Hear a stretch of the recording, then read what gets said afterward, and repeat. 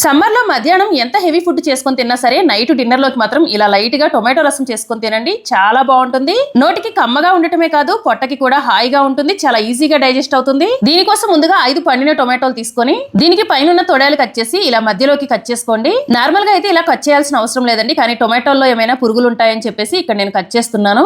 ఇలా అన్ని టొమాటోలు కూడా కట్ చేసుకొని 1 గ్లాస్ వాటర్ వేసుకొని చిన్న నిమ్మకాయ సైజ్ అంతా చింతపండు కూడా వేసుకొని స్టవ్ పైన పెట్టి ఉడికించుకోండి. స్టవ్ మీడియం ఫ్లేమ్ లో పెట్టుకొని ఇలా 2-3 నిమిషాలు ఉడికించుకొని స్టవ్ ఆఫ్ చేసుకోండి. తర్వాత మిక్సీ జార్ లో 1 స్పూన్ జీలకర్ర, 1 స్పూన్ ధనియాలు, 1/2 స్పూన్ మెంతులు, 1/2 స్పూన్ వరకు మిరియాలు వేసుకొని ఒకసారి మెత్తగా గ్రైండ్ చేసుకోండి. ఇలా మెత్తగా గ్రైండ్ చేసుకొని పక్కన పెట్టుకోండి. తర్వాత ఉడికించుకున్న టొమాటోల్ని ఇలా ఒక బౌల్లో వేసుకొని పైన తొక్కంతా కూడా తీసేయండి. ముందుగా గ్రైండ్ చేసి పెట్టుకున్న రసం పౌడర్ లోనే ఈ టొమాటోలు కూడా వేసుకొని అలానే ఉడికించుకున్న చింతపండు కూడా వేసుకొని మెత్తగా గ్రైండ్ చేసుకొని పక్కన పెట్టుకోండి. తర్వాత స్టవ్ పైన కడాయి పెట్టుకొని 1 టేబుల్ స్పూన్ వరకు ఆయిల్ వేసుకోండి. ఆయిల్ వేడైన తర్వాత 5-6 వెల్లుల్లి దంచి వేసుకోండి. ఎండుమిరపకాయలు, ఆవాలు, జీలకర్ర వేసుకొని ఒకసారి ఫ్రై చేసుకొని కొంచెం కరివేపాకు, చిటికెడు ఇంగువ కూడా వేసుకొని ఫ్రై చేసుకోండి. తర్వాత టొమాటో పేస్ట్ వేసుకొని 2.5 గ్లాసుల వరకు వాటర్ వేసుకోండి. దీనిలో 1/2 స్పూన్ పసుపు, టేస్ట్ కి సరిపడినంత సాల్ట్, అలానే 1/2 స్పూన్ వరకు కారం వేసుకోండి.